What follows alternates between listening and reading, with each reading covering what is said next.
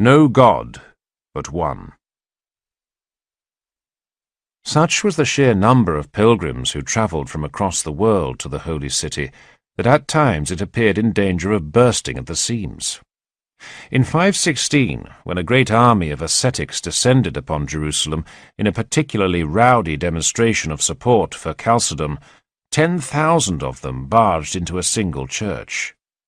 A few years later, Justinian, looking to raise a monument proportionate to his self-regard, was obliged to extend the ridge on which his new church was being built, so that its foundations ended up partly on solid rock and partly on air. Space was running out. Jerusalem, which even in the off-season had some 80,000 inhabitants, was full to overflowing. Yet one part of the city, the most prominent of all, remained undeveloped. South of the Church of the Resurrection, beyond the multitude of golden crosses rising triumphantly above the crowded streets, there loomed a great flat expanse of rubble-strewn and garbage-piled rock. Evidence, perhaps, that the site was of no great significance. Quite the opposite. The rock was the very spot commemorated by ancient prophets as the mountain of the house, a haunting phrase that Jerome, in his Latin version of the Bible, had chosen to translate as Mons Templi, Temple Mount. In doing so, he had commemorated the most famous building ever raised in the city, a temple fashioned back in the mists of time by Solomon, the wise and fabulously wealthy son of King David, to serve Almighty God as his earthly house. Here, for anyone with a taste for church building, was the obvious model to beat. Justinian himself, entering Hagia Sophia, was said to have cried out in triumph, "Solomon, I have vanquished you!" The temple itself, though, had long since been obliterated. For in 586 BC, after some 400 years of existence, all its gold and cedarwood had gone up in flames, together with the rest of Jerusalem, when the king of Babylon had stormed the city.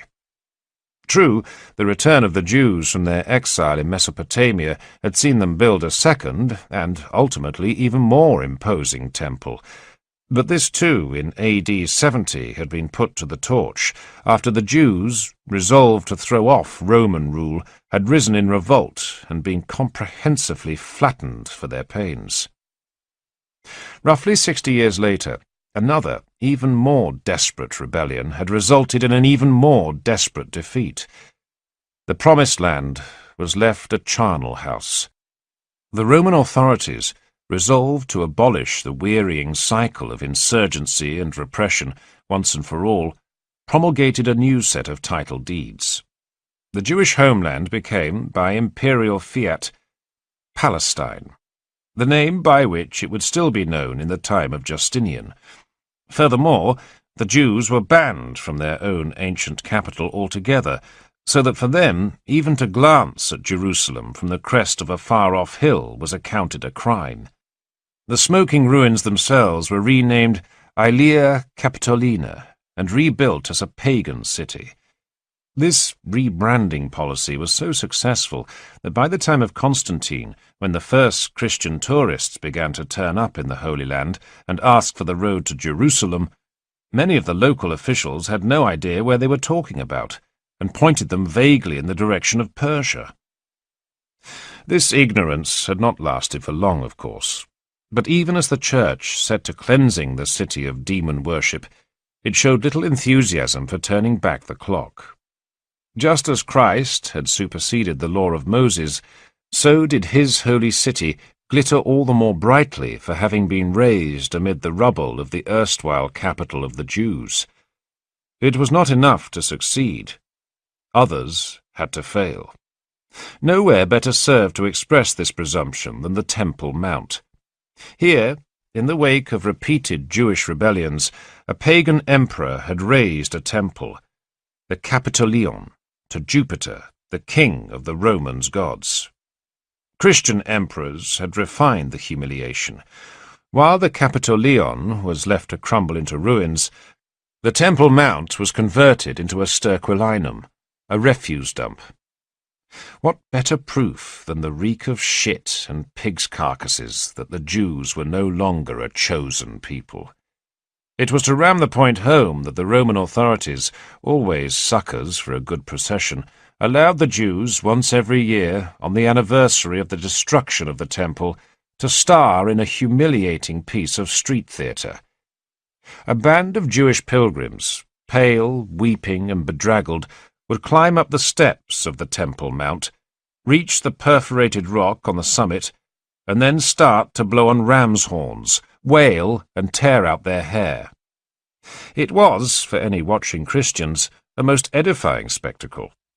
For while the mob of wretches congregates and groans over the ruins of their temple, as Jerome, with palpable relish, had once put it, the manger of the Lord sparkles, the church of his resurrection glows, and the banner of his cross shines forth from the Mount of Olives. Scorn that was paid back by the Jews themselves with undaunted hatred. Time had not eased the trauma of the ruin that the Romans had wrought on their holy city. The general whose legions had torched the temple, so the rabbis taught, now shared a corner of hell with Jesus, where he was destined to be consumed by fire, reassembled, and then burned to ashes again for all eternity, as punishment for his unspeakable crime. 4 centuries on from the destruction of the temple, Jewish horror at the sacrilege had, if anything, intensified. The rabbis, struggling to articulate what the temple itself had once so eloquently expressed, had come to identify its ruins with a novel concept to which they gave the name of Shekinah, the notion that God himself might be present on earth. It was not, as the blasphemous and arrogant Christians taught, the rock of Golgotha that stood at the centre of the world, but the Temple Mount. There it was, upon the foundation stone of the whole of the universe, that Abraham had brought Isaac to be sacrificed, that Adam lay buried, and that the world itself, moulded from its dust, had originally been founded. Reading into the future the patterns cast by such a past, the Jews maintained an invincible confidence amid all their desolation that the temple would one day rise again. Tantalizingly, back in the reign of Julian, they had enjoyed a brief glimpse of how such an eventuality might actually come to pass. For the apostate emperor, ever imaginative when it came to Christian baiting, had ordered the temple rebuilt. Only a few months' preparatory excavations had been possible before Julian's untimely death in Mesopotamia, however, and even those had been marked by the eruption on the site of terrifying balls of fire, which the Christians, naturally enough, had attributed to divine displeasure, and the Jews to arson. Ever since then, the site had remained barren, but still, 3 times every day, the Jews would solemnly pray for the restoration of its former glory. Only rebuild the temple, they knew, and much else as well would be fulfilled. The humbling of Rome, the humiliation of its ruler, who would be forced to eat dirt like a worm, and the coming of the Messiah. As things stood, however, many Jews believed that Jerusalem, under its Christian rulers, was no less polluted than pagan Jerusalem had been, a sump of blood and idols. Ironically enough, those who did journey to the Temple Mount were likely to have been influenced, not by their own teachers, but by the example set by Christian pilgrims.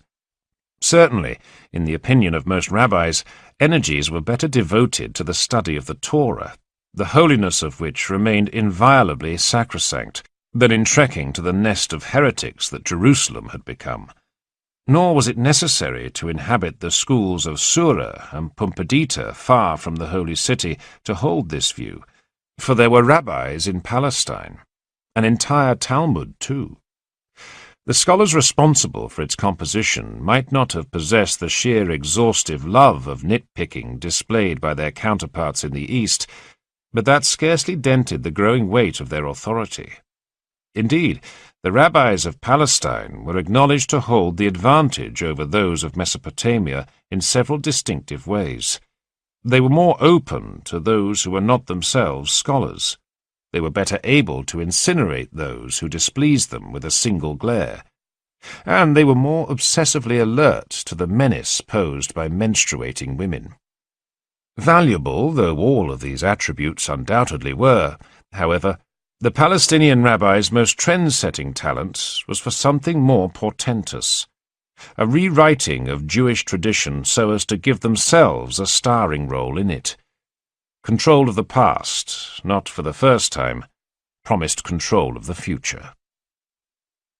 As in Mesopotamia, so in Palestine, the rabbis had long since taken it for granted that they should serve as the leaders of the Jewish people. Needless to say, all of their various writings were designed to offer a ringing endorsement of this view. A version of history in which the Jews of Palestine, disoriented and demoralized by the shattering loss of the temple, had turned for guidance to the rabbis, whose power and prestige had accordingly known no limits, was promoted with gusto. That the truth had been rather different, and that most Jews had for centuries been in the habit of looking for justice from city councillors, local magnates, or even the Roman governor, had inhibited the rabbis not at all. They knew themselves, with a sublime self-confidence, to be the embodiments of God's will, and, sure enough, over the course of the centuries, reality had come to blend with their ideal of what it should be. Their rivals as spokesmen for the Jews of Palestine began to fade from the scene. Their rulings and prescriptions were increasingly accepted.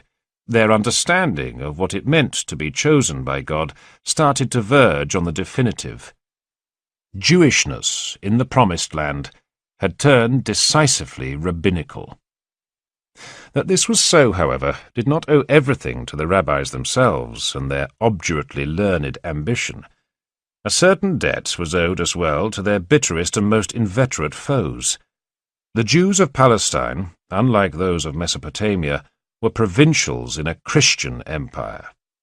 As such, they were objects of neurotic fascination to their rulers. Attempts by the imperial elite to spell out precisely what Christianismos might be had repeatedly led them to define its presumed opposite, Judaismos. Even at Nicaea, Arians and Catholics had furiously accused each other of being Jews in Christian clothing.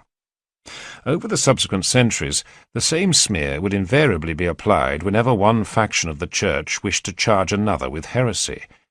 As a result, Christians increasingly came to cast the Jewish faith in terms of a religio that could serve as a mirror of their own, chauvinistic and desiccated, where Christianity was universal and fire-touched by the Holy Spirit.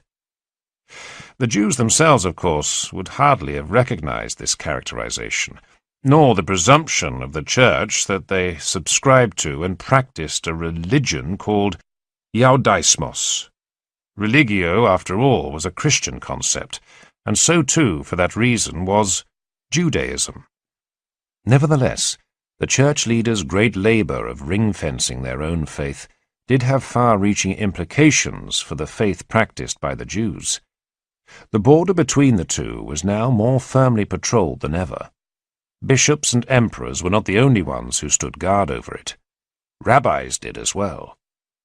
This duty, of course, was one that they had always claimed for themselves, but their neighbors were increasingly content, even relieved, to cede to them their role as the watchmen of God's will. The Jews of Palestine, confronted as they were by the monumental and menacing edifice of Christian orthodoxy, had grown increasingly fretful about what their own frameworks of authority and their own orthodoxy might be.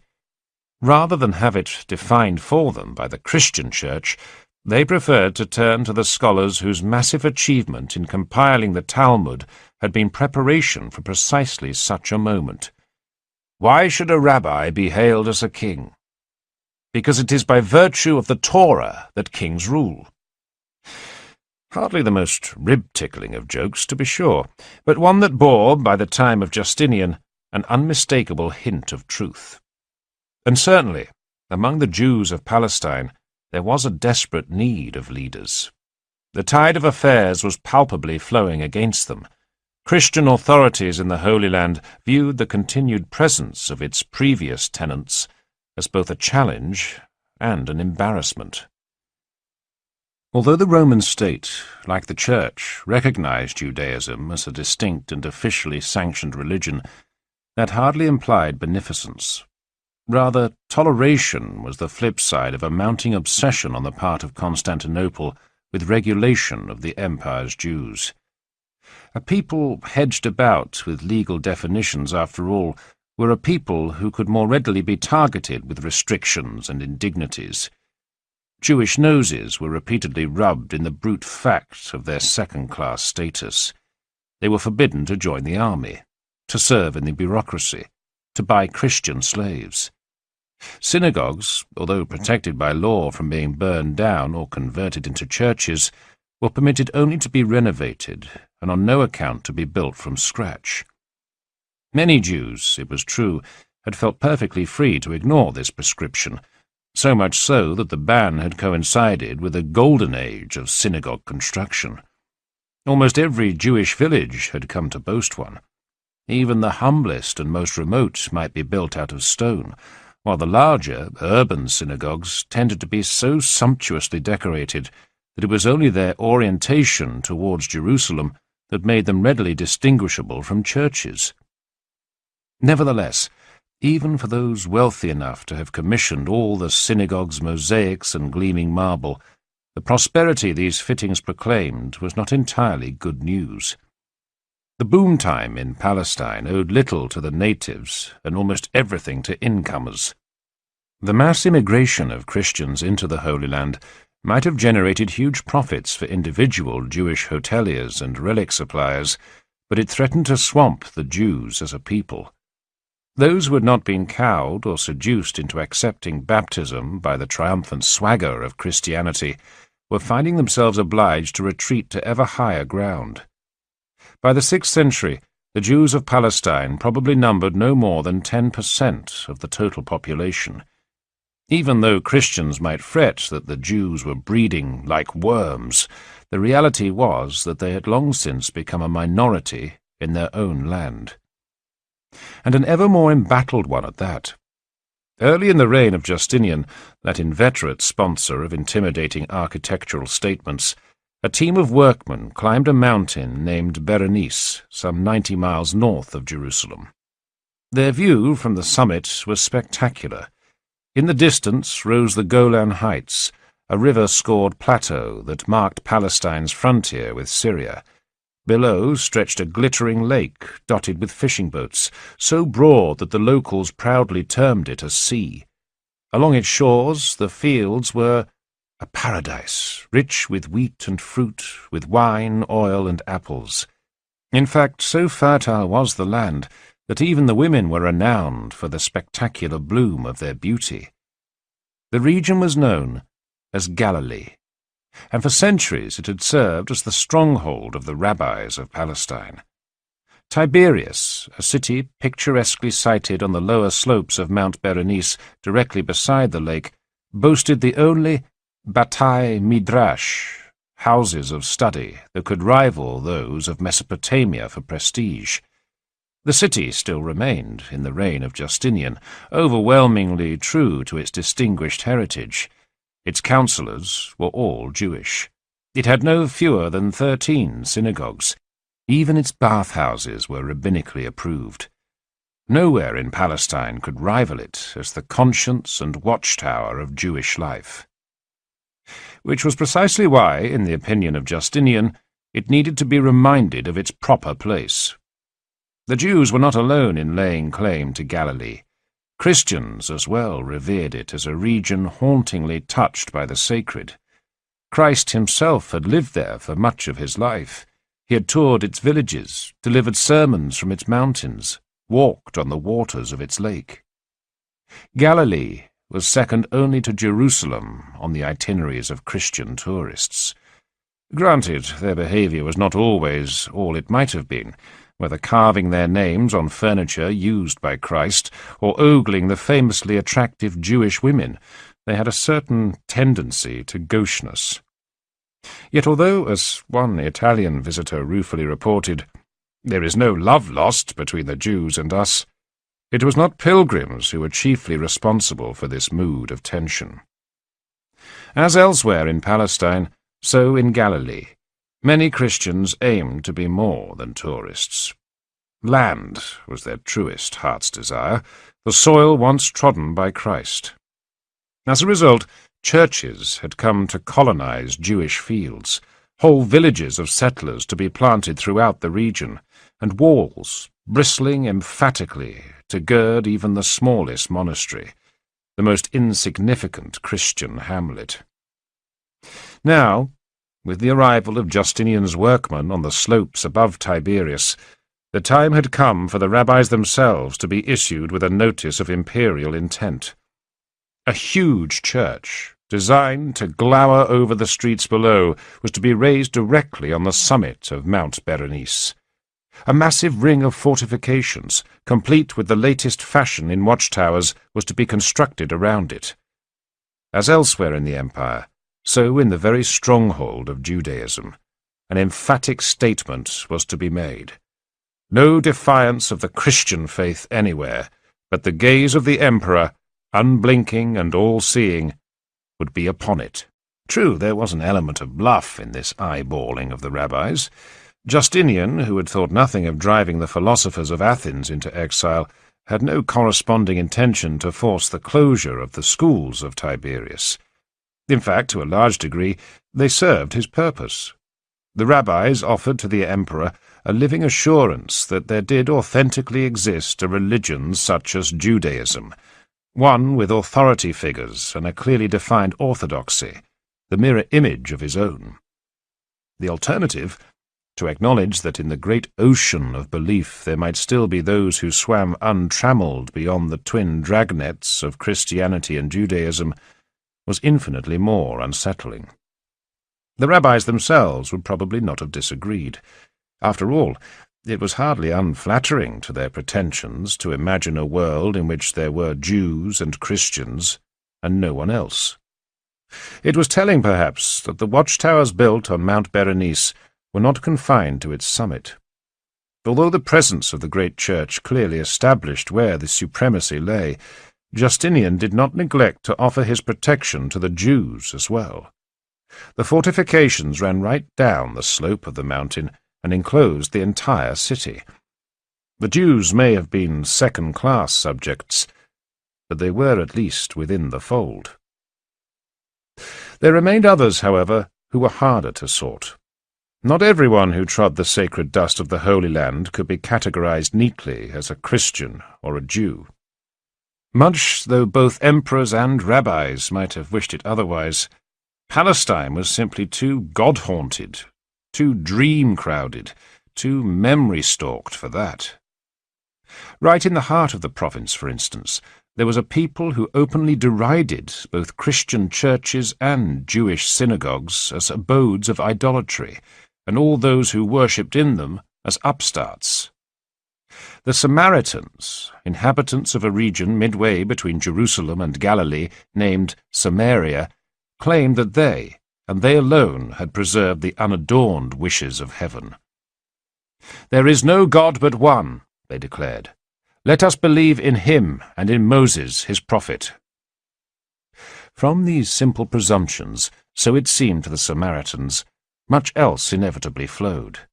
All the scriptures penned since the time of Moses, whether by Jews or Christians, were mere deluded vanity.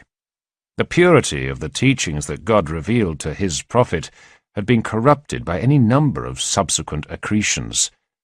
Jerusalem, far from being a holy city, had been promoted as such by David and Solomon for purely political reasons. In truth, it was neither the Temple Mount nor the rock of Golgotha that constituted the centre of the world, but rather a wooded peak in Samaria, Mount Gerizim.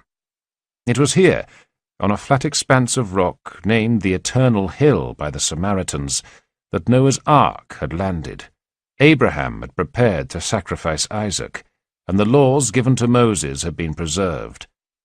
To believe any differently, as the Jews and the Christians did, was to distort the primal teachings that God had revealed to the ancient prophets. It was to neglect the principal duty of humanity, due submission to God. None of which, needless to say, did much for the Samaritans' popularity with their neighbours. Jewish scorn for their pretensions ran particularly deep. For centuries, in a blatantly tit-for-tat manner, the rabbis had accused the Samaritans themselves of being the idolaters. This on the supposed grounds that they were descended from pagans and worshipped a dove. As a result, far from embracing them as potential allies, most Jews refused even to sit down with them, let alone consume their wine or food, although the odd rabbi was prepared to grant that it might be legitimate to tuck into one of their boiled eggs.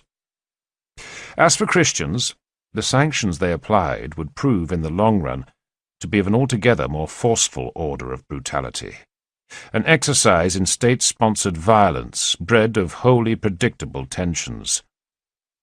Despite the fact that the Samaritans were permitted to serve in the Roman army, and indeed had long enjoyed an impressive reputation among their commanders for martial savagery, Christian relic hunters had still ransacked Mount Gerizim, and Christian colonists had still flooded into Samaria. In 484, Samaritan patience had finally snapped. A bishop had been mutilated in his own cathedral. Churches had been desecrated. Open rebellion had blazed right across central Palestine. The provincial authorities, although initially taken by surprise, had been ruthless in crushing the revolt. Samaria had been left littered with some 10,000 corpses. All Samaritans, unsurprisingly, had been demobbed from imperial service for good. The crowning act of vengeance, however, had been to ban them from the sacred slopes of Mount Gerizim, and to build on its previously unadorned summit a church within a fortress. And on the church, as one Samaritan historian would bitterly record, there was constructed a very high tower, which was painted white, and from which lamps were hung to glow in the night, so that all in Constantinople and Rome might see them. There was, of course, as any Jew could have pointed out, nothing particularly groundbreaking about this display of imperial vindictiveness. The Samaritans, however, had not had 400 years to adjust to the loss of their holiest sanctuary, nor could they quite bring themselves to believe that God would permit its continued desecration. Desperation and rage duly festered. A few decades on from the Great Revolt, when a small band of Samaritan insurgents, prompted by the suggestion of a woman, sought to seize back the summit of Mount Gerizim from its Christian garrison, the incipient rebellion was quarantined only with difficulty. And, in 529, when rioting saw a number of Jews and Christians killed by a mob of Samaritans, the spark proved sufficient to light a second conflagration. For a brief while, it seemed as though not only Palestine, but the whole empire might be cut in two. For a warlord who shared with the long-dead pagan emperor the sinister name of Julian, a man variously described as a king, a messiah, or a bandit chief, proclaimed the foundation of a Samaritan empire, blocking the roads from the north and menacing Jerusalem. Adding yet further spice to the rebellion, the insurgents staged a number of highly pointed atrocities, of which the most spectacular was the incineration of a bishop on a bonfire fueled by the relics of Christian martyrs. Insults such as these, of course, might almost have been calculated to provoke a devastating response. The imperial vengeance, when it finally came, was inevitably a terrible one. The rebel army, brought to battle, was annihilated with such efficiency that 20,000 Samaritan warriors were left dead, including a summarily decapitated Julian.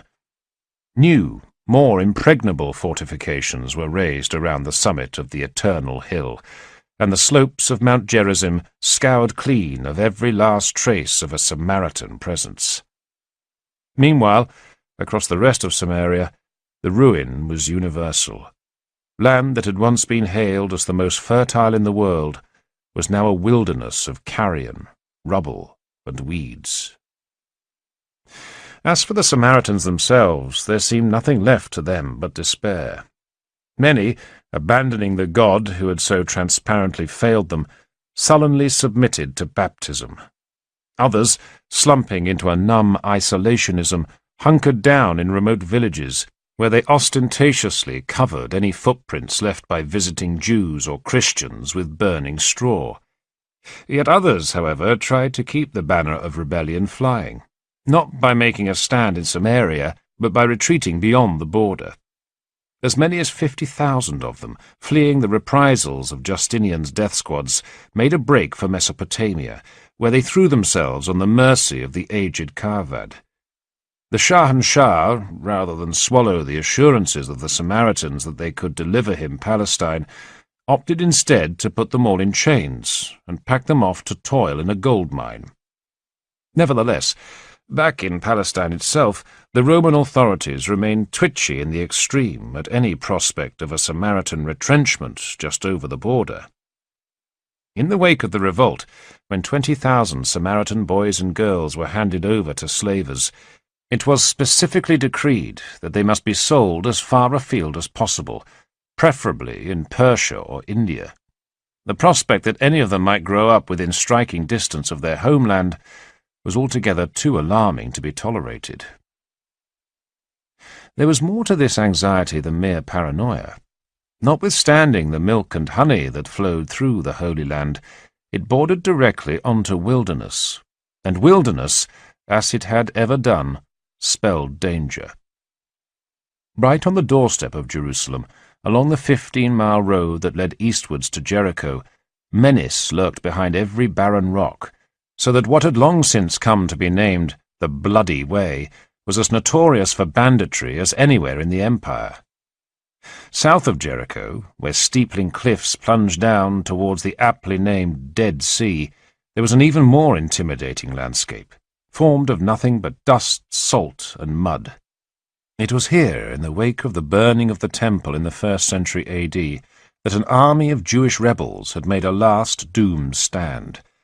But already, long previously, the region had borne spectacular witness to the incineration of a sinful people, and to the full, devastating horror of where the angering of God might lead. On the eastern shore of the Dead Sea, where the mud bubbled at its filthiest and most stinking, two mighty cities had once stood, Sodom and Gomorrah. Their inhabitants, so moralists recorded, had been wholly given over to vice, to rape, to sex with people of their own gender, and to breaking wind in public. Provoked beyond endurance by such depravity, the Almighty had duly decreed the obliteration of the two cities. Fire and brimstone had rained down upon them. The smoke of the land went up like the smoke of a furnace. Of Sodom and Gomorrah nothing had remained, saving only the odd salt-caked ruin to serve passers-by as an admonition and a terror. The lesson was not entirely bleak, though. On the southern shore of the Dead Sea there stood a church, and inside the church there was a cave.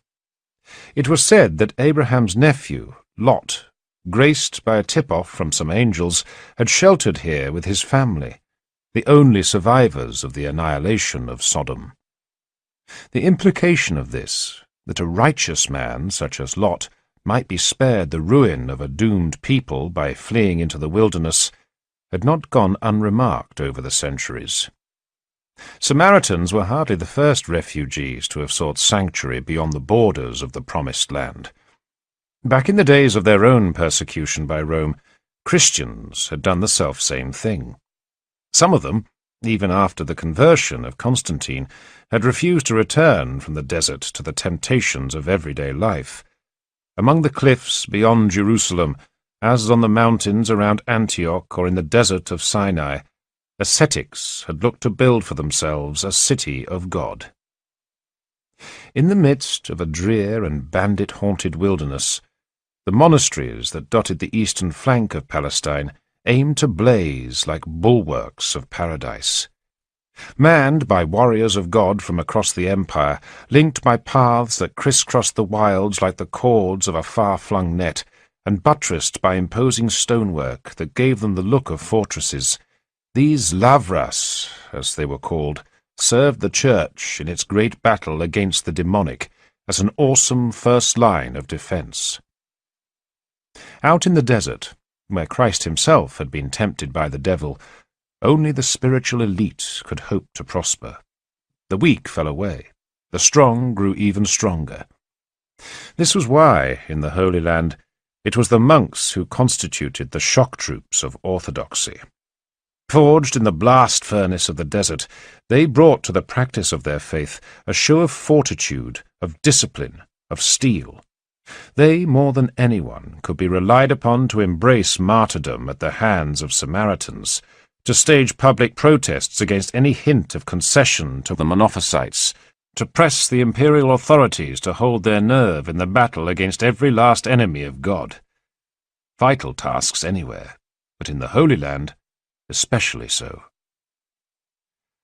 Arm yourselves against heresies, against Jews, against Samaritans, against pagans.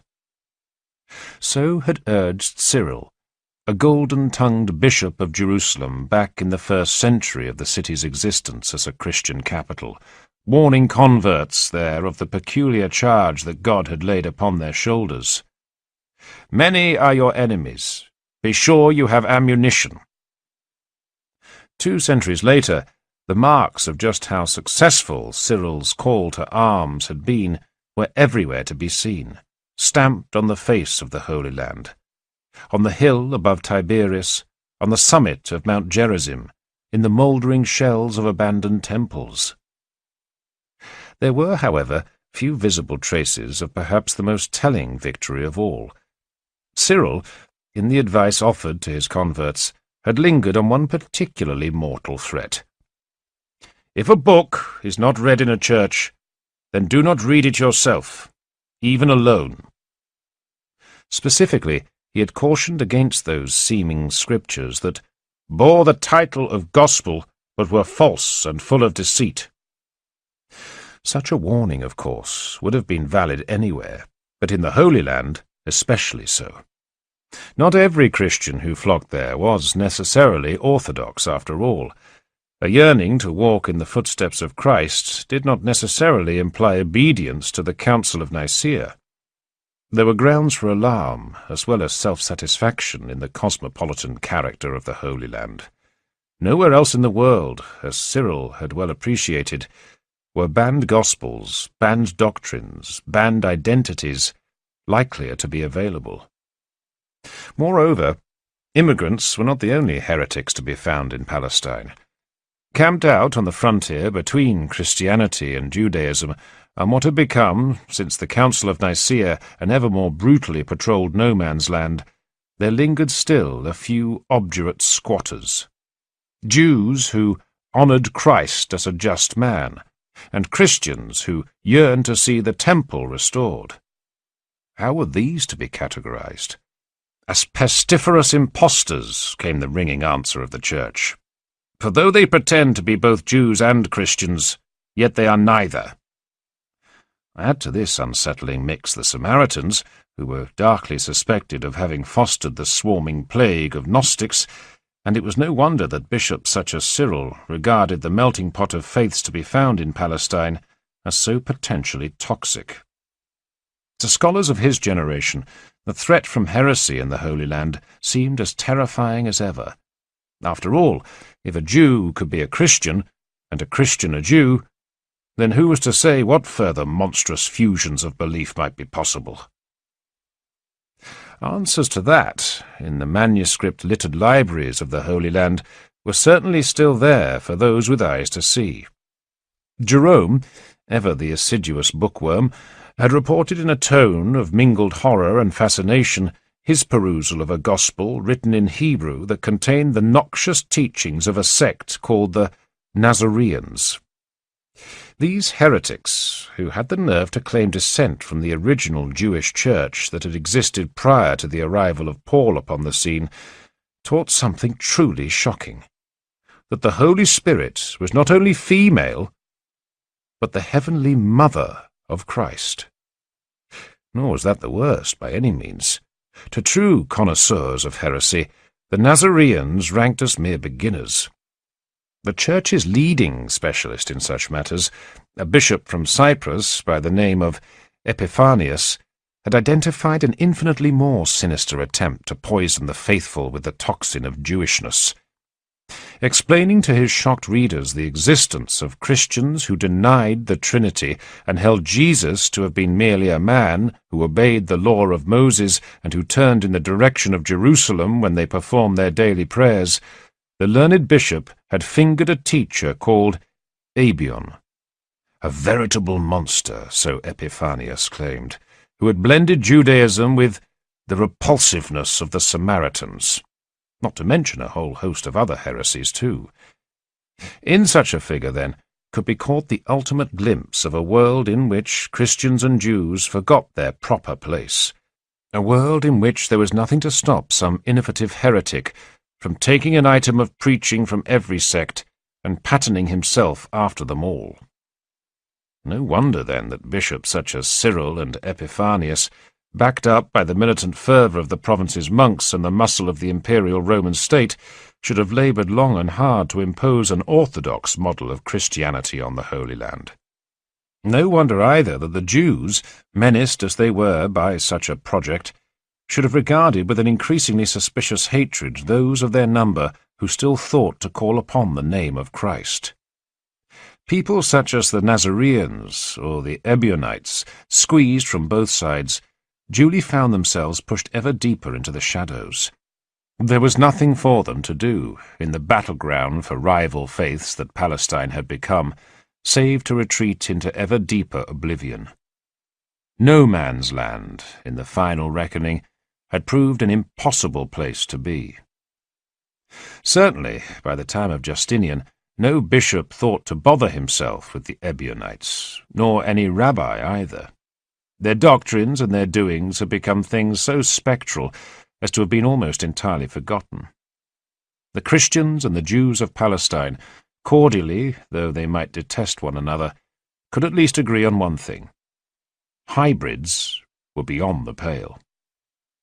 And perhaps literally so. If indeed the Ebionites and their like did manage to cling on to a precarious existence within the Christian empire, then it could only ever have been on the margins, on the Golan Heights above Galilee perhaps, or in outposts planted deep in the desert. To those defined by the Church as heretics, as to refugees from Samaria, it was no longer their traditional heartlands that held out the surest prospects of survival, but rather the wilderness. The result was a curious irony, for even as the frontier between Palestine and the desert was being colonized by the shock troops of Christian orthodoxy, by monks and ascetics, so also did it bear a certain ghostly witness to the world as it had been before the establishment of Christianity, when the borders between rival faiths had been less clear-cut, more vociferous. Just as the massive stonework of a lavra, a desert monastery, proclaimed the truth of the new, so also were there to be glimpsed, faint perhaps, but present all the same for those inspired to track them down, the broken traces of a far more ancient order. In the wilds between Palestine and Sinai, for instance, there stood shrines raised by tribesmen who still worshipped a whole multitude of gods, polytheists, as they were contemptuously termed. Meanwhile, in the cliffs above the Dead Sea, it was not unheard of for mysterious scrolls to be excavated from chambers in the middle of the mountain with many books in them, scrolls that might prove to contain versions of the Jewish scriptures, but fabulously ancient, and with strange and variant readings.